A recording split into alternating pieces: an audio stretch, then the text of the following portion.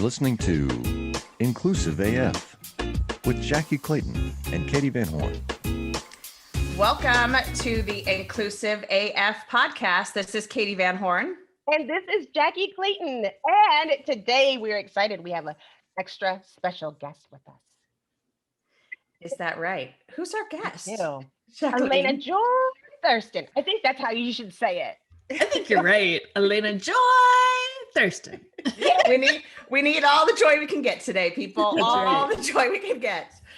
So we are recording this the day after the breach of the Capitol, the invasion of the Capitol, I don't even know the right words. Jackie's looking at me like I've lost it. I don't know what the right word is. Psychos freaking tried to storm the castle yesterday. Yeah, it's very interesting to me to see all of the folks. So I don't know if you all have been on Twitter this morning at all, but there's already been a couple HR folks who have heard the response that maybe they should not have been involved in anything going on yesterday. And so I think we're going to see some folks tumble from their roles, which I think is appropriate. So yeah, Love Katie. Your actions have consequences, folks. FYI.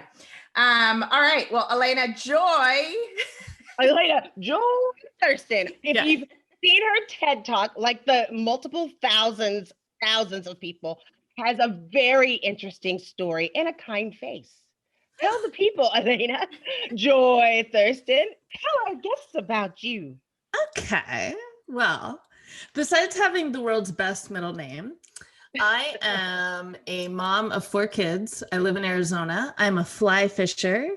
I am an ex-Mormon, or I like to say a post-Mormon. I've kind of evolved beyond it. And I am a lesbian, and I am an organizational trainer. I run a foundation that helps businesses increase inclusion with their LGBTQ employees. I love that. I love that you do that. It's so funny. You know, when people are trying to be inclusive and then they don't know how, and I'm so glad that they have people like you that specialize specifically to help guide people through that. I agree. I find it has been very interesting as I've reached out to different companies. Some of them get it, right? Some of them have HR departments that are like, yes, we don't specialize in this. So we do need someone with firsthand experience to help. But I just reached out to an organization last week and her response was, we handle all of that kind of training in-house. And I wanted to respond and be like, really? You have someone in-house that's every single minority, including gender orientation and sexuality? Really? You feel like you're capable of disseminating that experience for your entire organization? Name? Please, can I have their name? Because I need to get in contact with this person. Right? Because they must be the most inclusive, most fabulous company ever. Yes. Yeah. Here in Phoenix, Arizona. Hello. You betcha. I think, we do talk about this quite a bit because of the roles that we hold, but I think that's one of the things that, and not as a sales pitch, but truly if you're going to sell a product, if you're going to do whatever you're going to do as a business, you don't just go, hey, let's just take Sally in accounting and have her be the product person all of a sudden. You actually hire for expertise and you hire for someone that knows what they're doing. And you bring them in to help you get it right, especially something like this. So, thank you for sharing a little bit, but I want to dig in on why did you start your company? What's your story? Tell us your story. Yeah. So the story definitely is the setup for it. So I joined the Mormon church when I was 16. I was married by the time I was 20. I started having babies by 22. I had 4 babies by 32. So I think, like, as much as that feels like a summarization, I think everyone kind of really gets what that is, right? Like, that is a dedicated effort to procreate Yes. and get those babies out, right? And then that means I was also living a very conservative lifestyle. I can't even, I try to think of examples to like really get it out there. For example, my neighborhood had white picket fences around it. and tree-lined streets and mailboxes in the front yard, which is very rare for Arizona. Like we're a very like new suburban neighborhood. So we don't have mailboxes, but this neighborhood did, right? And I drove the Honda minivan and I went to the book club every month. But bigger than that was 80% of my neighborhood was of this very conservative religion. So it's not like I went to church on Sundays and that was it, right? It's not like that. It's like you go to church for 3 hours on Sunday, and then you're also there in the middle of the week. And then the women that you're hanging out with at the playground for your play dates, they're all members of the church. And then you all see them in your neighborhood grocery store. Like it was my entire life. And it was a beautiful life. It was a very privileged, very thick bubbled life. I literally did not know any gay people.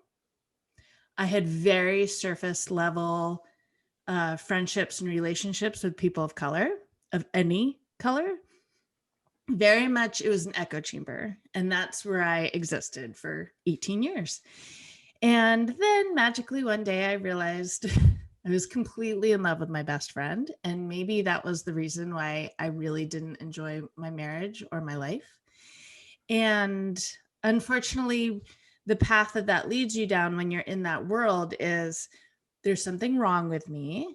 I have a beautiful life. And where I went, unfortunately, why it hung on for so long was because I was so ashamed that I hated my life. I knew I was beyond blessed. There was nothing I should have been disgusted about that life. And yet I was. And I was so ashamed of that I wouldn't even let myself like go there. And so it went on and on and on for a very long time.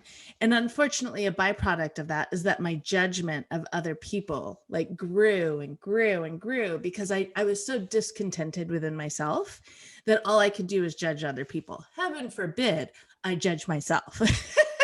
Right. And the lack of authenticity within myself, right?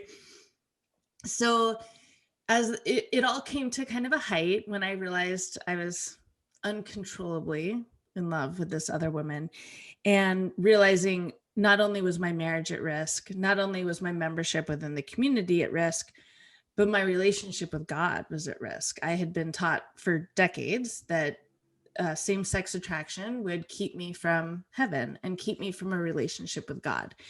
And I had worked damn hard to have a relationship with God and to earn my place in heaven.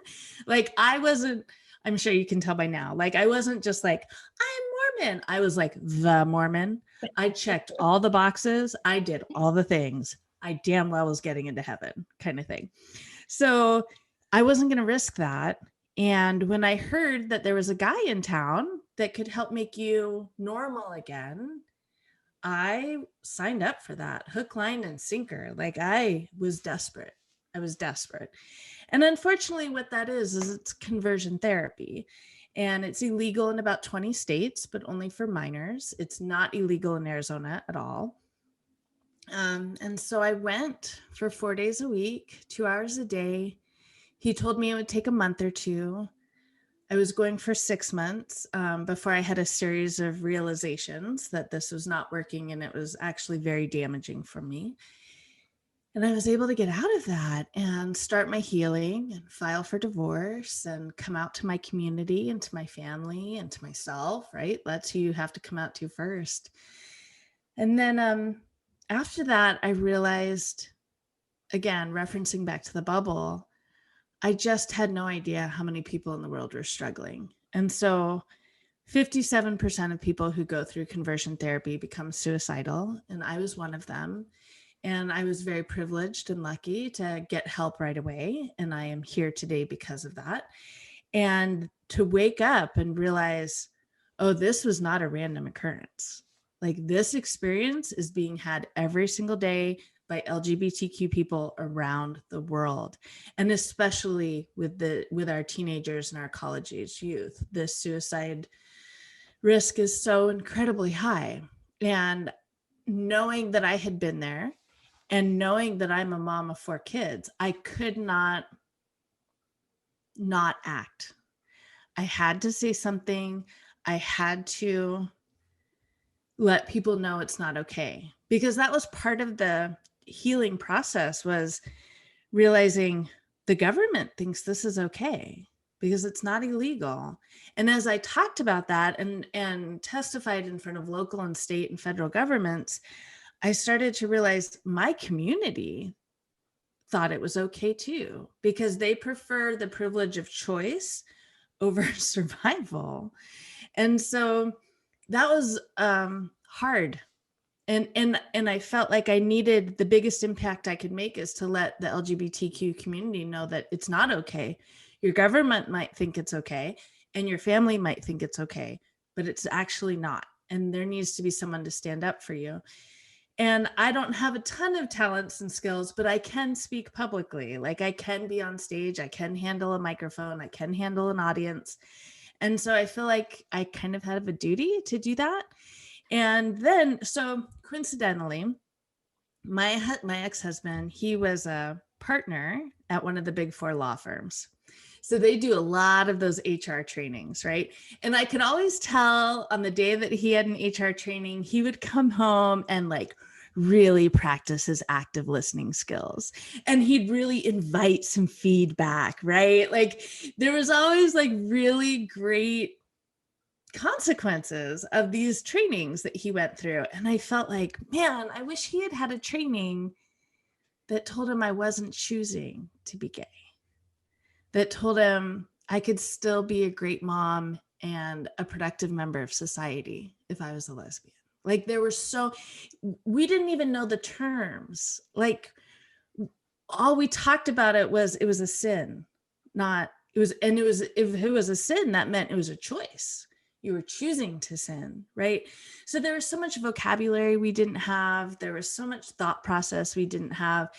And so I felt like, man, I could make a big difference in the LGBTQ community if I met people where they are, which is at work, right? Especially for our corporate sector, they're at work like 60, 80 hours a week sometimes. So if I could meet them where they are, and often the instigator of change is money, right?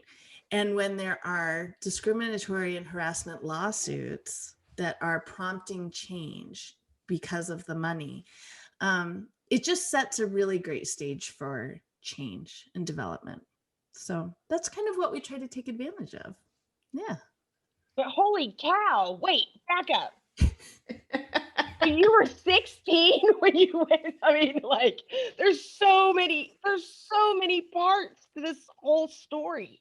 Yeah, there is. So whatever you want to talk about, I'm totally open to talk about, but I could go on for hours and I don't want to bore you. So whatever your question is, I'm there. No, I'm sad that you had to experience that. I'm glad that you came out on the other side and that you're able to share that message with other people. I can't imagine not having those kinds of relationships or conversations and then feeling like something happened to you and that you were at fault for something. Like, I couldn't imagine that. I wouldn't even try to, people, like, I wouldn't even try to relate, because that situation must have been so hard. That's all I can think of. I mean, I did have a question. I was curious about the conversion therapy. Mm-hmm. Like, what did it even, how do we justify it? Is it I'm wondering, because I've seen some different shows about like conversion therapies or different things on the other side, and all of them, some of them was like a Lifetime movie. I don't know if it was accurate or not, like every Lifetime movie. I don't know if that's right or not. But when you went, was it all religious based, because you had such a firm stronghold in the Mormon church? So did the conversion was it focused towards people who are also Mormon as well? The Use Case podcast is where technology vendors get to talk about themselves. And it's a wonderful place for vendors, investors, and practitioners to listen to the story of the solution, the features, the benefits, the attributes, etc. And we get to know the CEO or founder during the call, and we also get to know the tech. So subscribe to the Use Case podcast. So every program is unique, but So I'll start off by saying the definition of conversion therapy is any therapy whose goal is to suppress the same-sex attraction and result in heteronormative attraction. So you have a whole spectrum. On one end of the spectrum, you have very physically invasive therapy, and that's very popular, especially for the teenagers, because many adults will not sign up to be in pain. But apparently we're willing to send our children. So we send our kids to these camps, and it used to be back in the 50s to 80s, those camps would include electric shock. So they would show homoerotic images and they would use electric shock. But yeah, we're evolved past that now. And now what those camps do is they show the same homoerotic images, but they force the kids to drink like a charcoal drink. So it induces vomiting. And so they get that mind-body connection. So it's scientific, right? And so often we think that something that's scientific is valid and okay, but no. Like every comic book series ever shows us that the bad guy can use science to his advantage, right?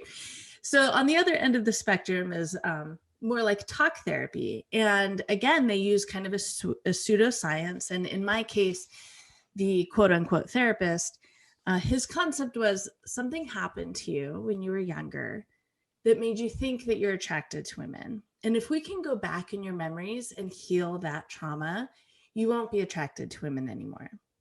So that felt logical and kind of scientific, right? And kind of like, yeah, that seems like a solid practice if you were willing to believe that, which I definitely was. And as you brought up earlier, what you were saying, Jackie, about to have those consequences of something you didn't choose, but it was something that happened to you, right?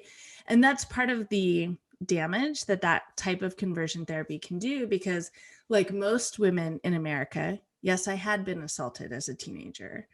I had experienced a gang rape at 15. And so once this therapist, and I had never told anyone, not my husband, not my best friend, like no one, not the police, not my parents, no one. And so here I am at 37 in this therapy office, and he had told me it's only going to take 1 or 2 months if you work really hard.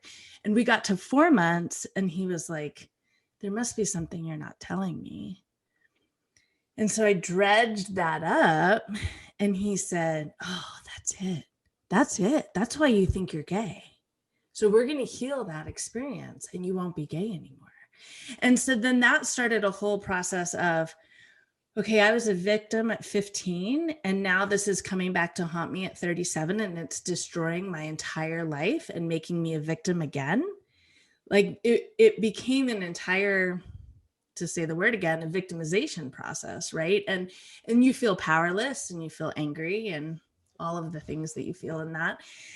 And it literally wasn't until the Brett Kavanaugh hearings and the Me Too movement. And here I am struggling in therapy 4 days a week. And I'm hearing and seeing all these headlines. 3/4 of American women have been assaulted in their lifetime. And that might be a conservative number. And I finally connected the dots. 3/4 of American women are not gay. Like not even close. And I started to think about all these amazing friends that I have who had been through horrific traumatic experiences and still had incredibly healthy, loving, intimate lives with their husbands. It was not adding up. And it was then that I was finally like, I've been lied to. I've been completely and totally lied to, and I cannot trust this man anymore. So, yeah. Oh. So I want to call something out because you mentioned this in your TED Talk, and I want to make sure our listeners are aware. Who is approving or making sure that these therapies are done correctly? Is there an oversight group, or is this I already know the answer, so this is a definite lead, but who said, yeah, this is the way we should do it? We should use electric shock therapy. We should use charcoal that then induces vomiting. Is this approved by the American Medical Association? Who approved this? Sure. So in the last 5 years, the AMA, the American Medical Association, and the APA, the American Psychological Association, have both debunked it and have asked Capitol Hill to please make a federal ban. We as Americans won't let that happen because we value our right to choose and not let government tell us where we can get help and where we can't.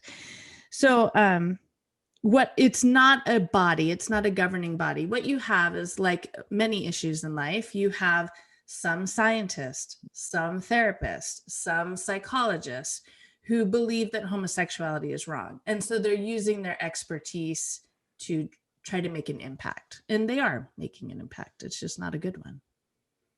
Right. Yeah. So tell us a little bit about, I know that obviously telling your husband, telling your community was tough. How did you tell your kids? Yeah.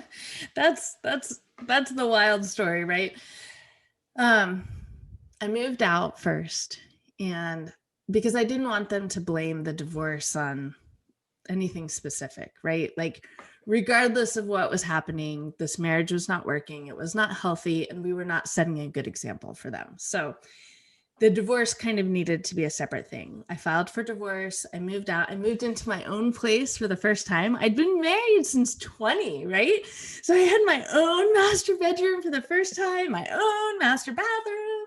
I could leave the box of tampons out. Like, it was amazing.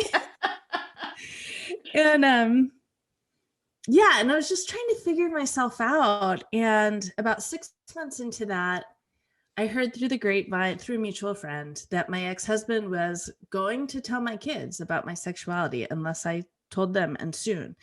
So of course that lit a fire under my bed. And so then it was, because it was the scariest thing I could possibly think of, was coming out to my 4 Mormon kids. Oh, Like, I was the one that taught them that homosexuality is a sin. I am the one that taught my teenage boys, if you masturbate, you'll be gay. Like, I was the one that did all of that. And then my ex-husband and I had moved to the same neighborhood right by our kids' schools. And so he was literally walking distance away. I had this massive fear that as soon as I told my teenage boys, they would walk out of my house and they'd be gone. So I told my girls first. My girls were 8 and 10 at the time, I think. And we were cuddling before bed. And I was like, okay, guys, how like dad has a girlfriend and he's happy now and we're all happy for him. Mom has a girlfriend too. And they were like, yeah, we know. She's a girl and she's your friend. I was like, go to bed. And let's leave it at that. Yeah. we're all happy now. Yeah. Mm-hmm. So they eventually got it a few days later, but once they saw us like holding hands and cuddling and stuff, then they were like connecting the dots and realizing. But telling my boys was really hard. They were 14 and 16 at the time, I think, and stalwart priesthood holders, and they're boys. I don't know. It was really hard. But when I told them, bawling my eyes out, their response was, yeah, we kind of figured. And I was like, you couldn't say anything? Yeah. I've been stressing for weeks now. You couldn't open your mouth. Right. And they were like, well, what if we were wrong? That would be awkward. It's like, yeah, I guess. Valid point. So they've both struggled a little bit on and off. But what is fascinating is that as they have grown, and the same thing has happened with my girls, the one who is 10 is now 12. As they've grown and made new friends, and their friends have come over and hung out at my house, many of their friends have come out to them because they feel like they're safe. They're, my kid's mom is gay. So they feel like, okay, I can come out to you. I think I'm bi. I think I'm pan. I don't know what's going on, but I think I'm questioning, right? And so through that experience, they've realized, okay, my mom's not really a sinner, because I know these people. I know my friends. I've known them my whole life. I love them. And they're questioning too. And I know they're good people. So that's been a great experience for all of us. And they get to see there is more than one way, right? There is more than one definition of what this means, of what love is, of what family is, about these emotions. And 14, I mean, like, no offense, grown men, well, maybe a little, but 14-year-old boys suck. They're tough. There at the 8th grade, I'll never forget calling my son TJ's vice principal. And I was like, I don't know what to do because something happened. And they were like, this is normal. Apparently, because I'm one of those moms, like the PTA moms and all those things like you were talking about. And apparently, I think all of us had called at one point, like with our boys, like, and they're like, this is normal. They'll come back. It could take a year to 2 years, but they come back. So having to add something new, even going through a divorce would be tough enough. Yeah. Was the only thing. But you're trying to heal on your own. And then every parent wants to be everything, their kids everything. And feeling that inside as you are coming to grips of all of that would be tough. I'm proud of you for doing that. I am so proud of you for doing that. It is amazing. You're amazing. Well, I don't know why thank you have the middle name Joy, Elena Joy. I will tell you a funny, kind of related, kind of not story. My son came to me and he was like in pre-K 3. And he said, Mommy, boys love girls and girls love boys. And I said, yes. And he goes, but Mommy, some girls like other girls and some boys like other boys. And I was like, yes, you are right. Or are we doing this right now? Like we just got potty trained. Right. Okay, I guess it's time. My mom always said, when to talk to your children, they will let you know when they're ready to have these conversations. I just didn't know 3. Right. They'd at least know how to spell their name. I tell you what, man, this Gen Z, every day I am astounded by them. And one of the biggest things that I tell organizations is I am a Gen Xer. I'm a very young Gen Xer. And Gen X we run right about 8% for claiming to be on the LGBTQ. Millennials, they run right around 10% for claiming to be LGBTQ. Gen Z, who are currently right now about 15 to 24, they're at 33%. So in 10 years, our workforce is going to be either LGBTQ or they know and love someone who is LGBTQ. So if these organizations do not get on board and start figuring out some things that work and don't work, they are going to be shell-shocked in 5 years. Because these kids, like their concept of what queerness is totally different. Like we really like boxes. I'm a lesbian. You're a transsexual. Like we really like boxes. Gen Z could care less. They could care less. I as people who know me know, like my daughter has a girlfriend. She does not identify as a lesbian. And I was like, okay, like that's okay. Like I support you no matter what. But Right. I say okay, but I'm Gen X too. So like I have to go Google what that even means. Right. And I think I have to have that conversations in all of our diversity and inclusion. Like I said, we need to be able to find disabled candidates, or people that are disabled, the software developers that are also disabled. And the response I got was, I don't want to call anybody disabled. And I said, that's because you're Gen X. You're Gen X. Yeah. And we were raised different. Like I think, as stupid as it sounds, everybody who's Gen X needs to watch 21 Jump Street, the remake. Have you ever seen it, Katie? Oh. You have to go see it. Because in it, have you seen it, Elena? No. It's so important. Because in it, whoever it was, whatever his name is, he went back to school and he's like, no, he was the popular kid in school. And he's like, I'm going to go back to school and I'm going to be the popular one. And he's a Gen Xer. So he goes in and he has his collar all popped, and he starts making a fun of this kid for his sexuality and all the kids that are currently in school. Because if you remember 21 Jump Street, they were undercover at the high school. Yeah. And so all the kids at school are like, you're a jerk, because and even though you just have to look at it from that lens, don't look like this is going to be the best movie of your life. But if you see it, it tells a lot. So the guy that was a nerd in high school is really cool now, right? The things that made him not cool makes him cool. And the guy who was cool, he's like completely hated, right? And I think about it all the time because it just said a lot when I watched it.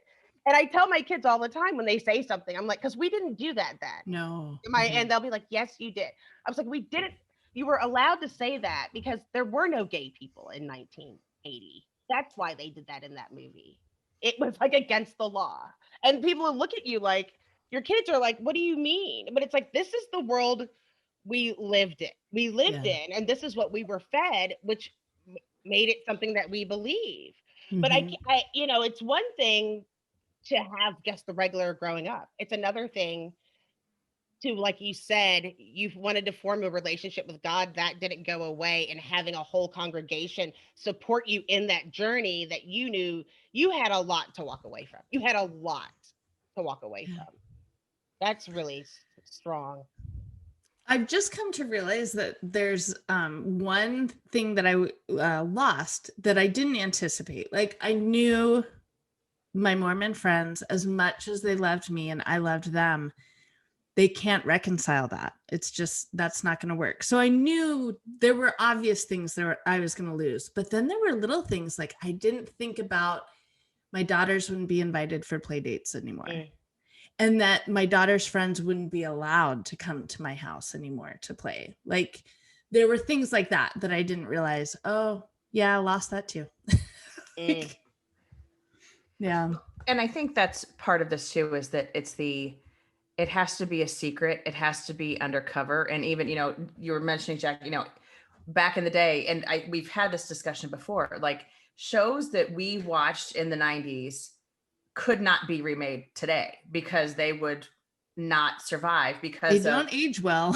no. So I was like a Friends watcher. We would go to the same place every week and watch Friends, and we thought it was the greatest show ever.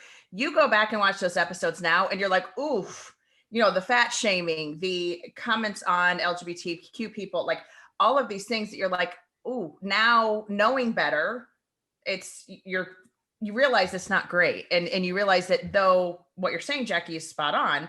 We were just conditioned that was something that was over there. It wasn't real for us. It was the others. And it's so very similar to so many of the things we're seeing today of that othering of people and trying to kind of push people to the outskirts that aren't like us. And how does that actually, you know, I love, Elena, that you're doing this in organizations, because it is highlighting things of this generation coming into the workforce, or that's already in the workforce, does not care and is not wanting to other people in that manner. And so how do you approach leaders who, a lot of them are Gen Xers or some even boomers still? Working through that. You know, how do you help organizations? And, you know, I know we have talked about language before, but, you know, tell us a little bit about how you work with organizations and some of the things that what do you work with them on? Yeah. I love that you brought up those old TV shows, because one of my favorite parts of the training that we do, I show clips from, do you remember Pat from Saturday Night Live? Yes. Thank you. So I introduce the concept of non-binary, and then I show clips of Pat and how people reacted and how that was like so funny. And I love watching the faces in the room, because the Gen Xers and the boomers are like, I remember that. And they're laughing. And the Gen Zs and the millennials that are in the room are like, what the hell is this? And that alone, those people realizing there's such a distinct difference in the reaction, that alone can create such great dialogue that we can have in that room right then. So basically, yes, what we do in creating LGBTQ inclusion is, first off, the secret sauce is that I can walk in a completely non-judgmental way. You can have the biggest bigot in the room, and I can't judge him because I was him, right? I was the person that went to California to campaign against Prop 8. Like, I was that person, and I'm not going to judge you for being that person. Absolutely not. But I am going to teach you how to not judge yourself and not judge others as well, and not to make those assumptions, right? All the assumptions. So we do bring in a lot of emotional intelligence training, which is pretty pivotal, I think, in any systemic change. And one of the concepts that we really drill is sustainable change is not possible without radically acknowledging reality. What is the reality that we are working with right now? And the reality is that 33% of our population of adults are going to be LGBTQ. And we need to, are we really going to other a third of our population? Or are we going to find a way to work together? And so from that basis, we're able to really move forward. There are some people who need you today. Anyway, no time for you to be at home. I'm sorry. I mean, that's the whole thing. Oh, Yeah. done. We're done. Yeah. Write Right. that up. Let's write that up. Because that's what goes on with so many of these groups, right? And so many things that people don't understand. Like, you can't. I've had people, like, I went into diversity training and said, "Oh yes, we're gonna spend a time with LGBTQ scenarios and trying to get understanding." And I had somebody say, asked if we could not do the T, if we could do the LGB, but not the T. And it's like, the fact that you even felt comfortable enough to ask me that question is problematic. Very problematic. And I agree. I've had that pushback as well. And the biggest benefit, and oftentimes the biggest way I have to get in the door to these companies, is by saying, let's just talk about the letters. Let's talk about the alphabet mafia, and let's create a safe space for you to ask, what the hell does the Q stand for? And how are we like actually interacting with all of this vocabulary? And once we've gone through that hour of conversation, the doors have opened up for so much more. So I've learned that verbiage, the empowerment that comes through that language, and the safe space of being able to ask questions. And I love it because it sets a great example for when those people go home and their kids want to ask those questions. And they're able to, from a 1-hour training at work, they're able to, instead of avoiding that question, say, "Oh, I know what non-binary means. Let's have a conversation about that." If you're looking to explore fresh perspectives, dive into compensation tech, or just enjoy a lively conversation and debates about the evolving world of total rewards, you're in the right place. Welcome to Totally Rewarding Chats, where we discuss the future of compensation, benefits, talent, and all things HR tech. I'm Sean Luchins, VP of Product Strategy at Salary.com, bring years of product and development perspective. Joining me is the bow tie wearing, comp tech loving, experienced guru, Paul Ryman, founder and managing partner of Novo Insights.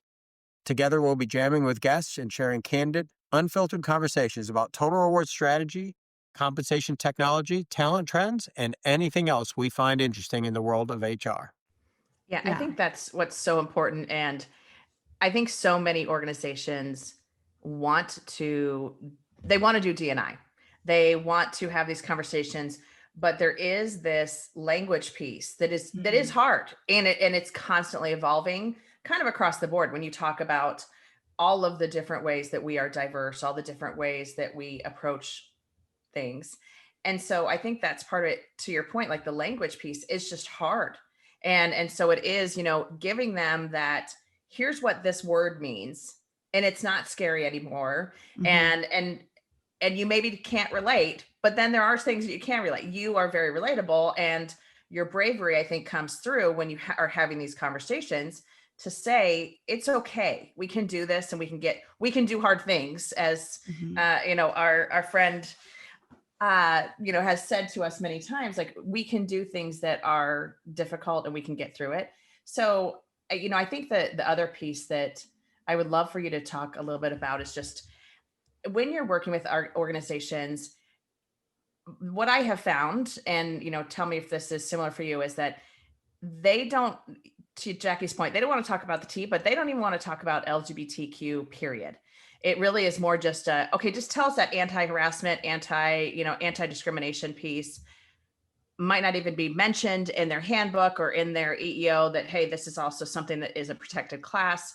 So how do you get with organizations and kind of share with them that this is also an important piece of the conversation? If maybe they are already doing some D&I stuff, how do you get them to really think about this specific piece? Yeah, it's definitely a challenge. And man, if anyone has the quick answer for that, I'll pay big money for that.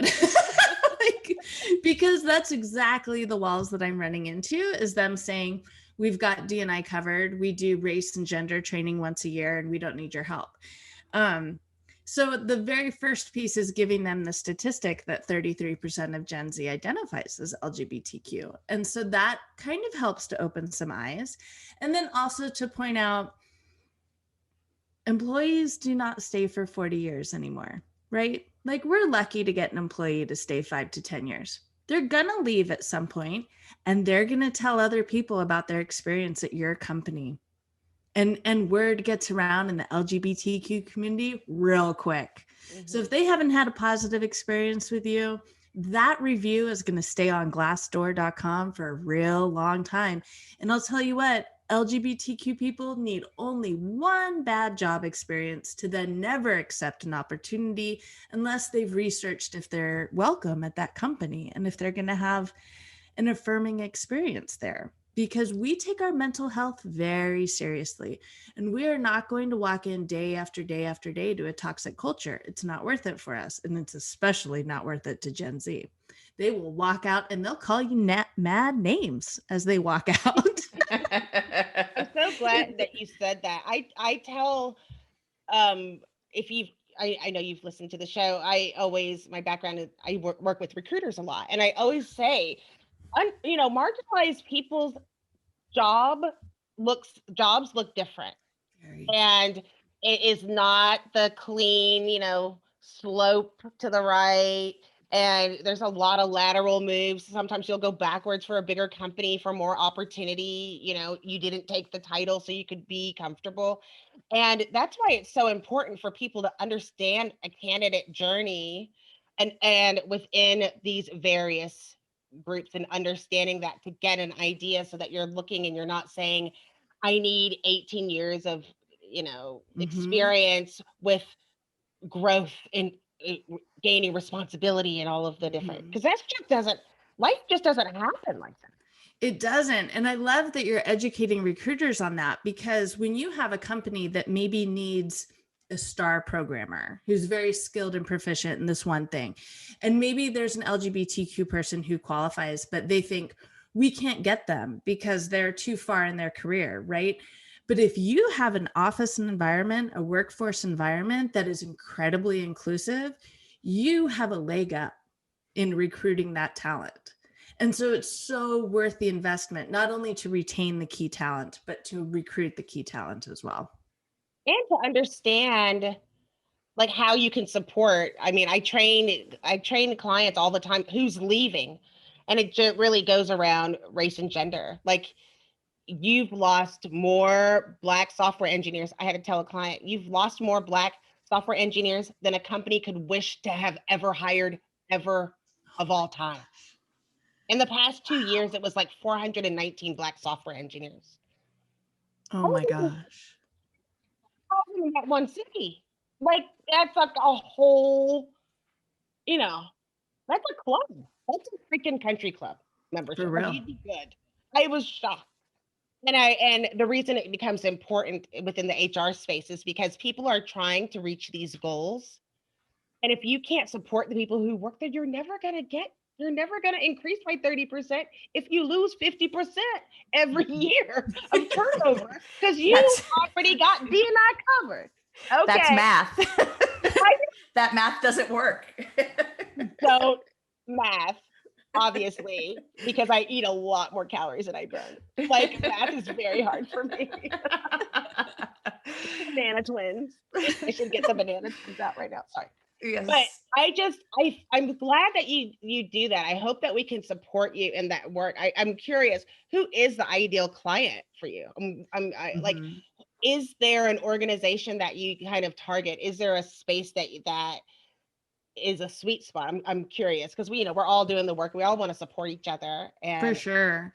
Yes. So I have stopped knocking on the doors of businesses where I have to convince them they need DEI in the first place. Mm-hmm. I have stopped approaching companies that their board of directors looks very homogenous. Mm-hmm.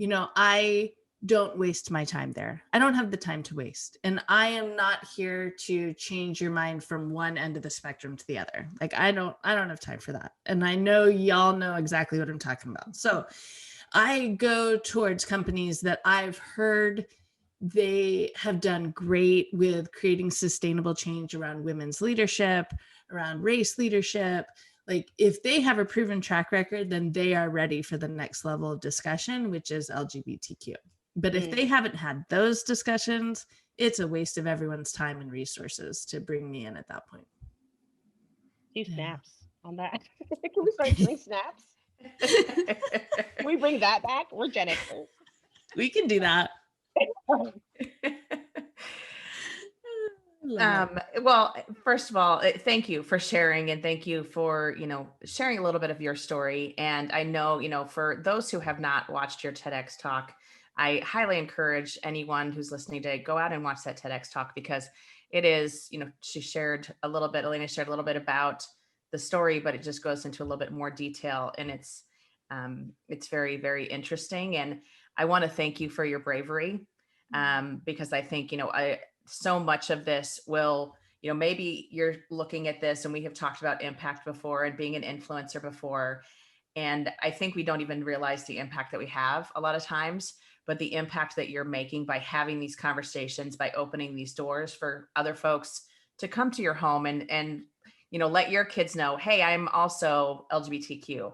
Those conversations, I think, are the kind of downstream impact, if we want to talk about fishing, downstream. See, I know my lingo. No, that was good. That was good. I'm proud. That was cute. But we need to understand that impact. And I think having these conversations, this is, why Jackie and I do this, is we want to have these conversations. We want to have folks on that are making these impacts. Even if you can't see today, right this minute, it's huge. And it's also, when you're in organizations talking to leaders, to your point, they go home and then have these conversations with their kids, or can answer the question correctly or better. I think one of the things that, we've talked about a little bit, and Jackie's living it right now, is I love you, I love you, period. Not, not I love you, even though you're this. It's just, I love you. I love you. You are my child. You are my friend. You are my family member, whatever it might be. And so really being clear about that and being thoughtful about that. So thank you. Would love to hear. So at the end of each episode, we do this fun little game. And it is basically, what is the one thing, now there aren't 100 things, but what's the one thing that you want our listeners to know? And then we'll ask you also how they can get in touch with you. But let's start first with just, what is your one takeaway that you absolutely want to make sure listeners get? The first thing that jumps into mind is visibility is life. Visibility, as much as it is scary and can feel vulnerable, it not only gives you life, but it inspires life in others. And so I'll give an example. In the last 48 hours, I have received 2 emails from employees, and this was shocking to me. I've never had that happen before, but now employees are reaching out to me. One woman, she's being transferred from one office in a state to another office in another state. And so she's emailing with them, and she got a response email from a coworker who CC'd the boss, and it highlighted her signature where it had her they, them. I apologize. She's non-binary and uses they, them pronouns. See, I trip up on it all the time as well. So it's fine. You just move on. So they had highlighted her signature with her they, them pronouns, their, them pronouns, and said, what is this? What are you trying to do? And they responded, I am non-binary and gender fluid, and I use they, them pronouns. And the person responded, again, CC'd the boss, and said, your name is Georgia. You look like a woman. You are a woman. Don't expect any special privileges from this office. We are not jumping through any hoops for you. So she reached out to me. We had a great discussion. Within 12 hours, I got another email from a woman in Colorado who's engaged to another woman. And her coworker, again, a coworker, a peer, they're both directors at a nonprofit. Her coworker said, I won't be coming to your wedding, and I'm going to make sure no one in this office comes to your wedding because God does not like what you're doing. And you need to know that. Now, what I think of in that case is the managers that have no idea that they, well, maybe the one who got CC'd on the email, but they probably had no idea that person had that kind of response to pronouns, right? So these managers are blindsided. And now, because of our discussions, because they reached out to me, because I was visible, those women are now collecting the evidence they need so that if this is sustained behavior, it's considered harassment, and they'll be able to file a lawsuit because of the SCOTUS decision from last June. So I could give you a bazillion examples of where visibility is life. And for me, what that example was sitting in that rental 6 months after I moved out. I was scrolling through Instagram. And for the very first time, I went onto the Explore page. And I think I wrote "In Love Women" or something like that. And I saw my very first photo of 2 women getting married. And they were happy. They were like really happy. And the people around them in the photo were really happy for them and cheering. And there was love and it was beautiful. And it was the very first time I had seen that. And it was like a punch to the gut to realize other people are making this work. These women are not dysfunctional and unhappy and unproductive members of society because they chose to get married to another woman. Like, it was inspirational and gave me life that night because some random couple in California posted their wedding picture, right?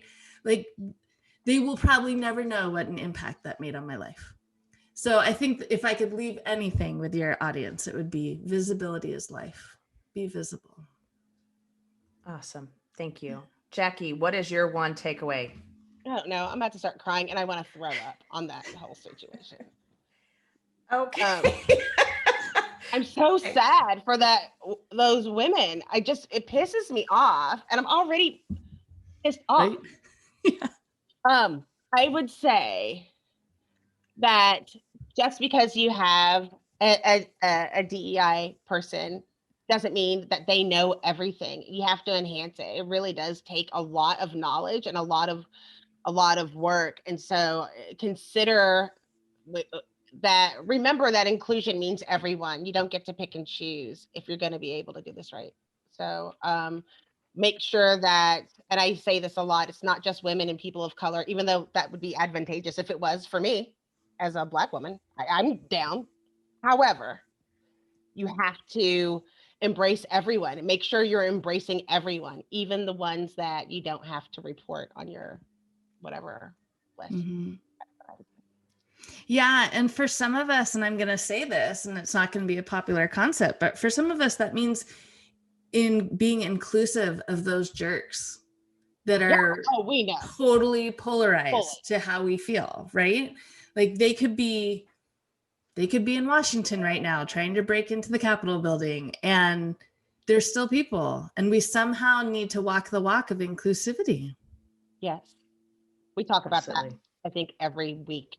Yep, absolutely. And I think the one is actually, the one for me is actually what you just mentioned, just about, we are all humans and we are all a part of this conversation. And so it might be scary if someone's doing something like using pronouns that you're not familiar with, Mm-hmm. but it's not I don't accept you or you're going to get special privileges. These aren't special privileges. These are just the rights of any human to say, this is who I am, this is my identity. And we need to be thoughtful about that and just be aware that we're talking about humans here, not just people in some group that we want to label as whatever. Mm-hmm. So Miss Elena Joy, I don't say it as good as you do, Jackie. You don't. You I can know. work on it by next Okay, time. I'll It's work, Elena Joy Thurston. How can people find you? Where are you on social media? How can they hire you? LinkedIn is where I hang out the most. I feel like my people are really there. So LinkedIn is great. I'm there on Elena Joy Thurston. You can learn about me and the foundation. but we're everywhere. We have the website, we have the Twitter, we have the Instagram. I've even gone onto the enthralling portals of TikTok. TikTok lesbians are life-changing. I love it. I love it. All right. So we've got a TikTok subscriber. I think, Jackie, do you use TikTok? I do. I just troll them. Yeah. I don't think I've actually ever been on TikTok. I just jumped on Clubhouse. Are you guys there?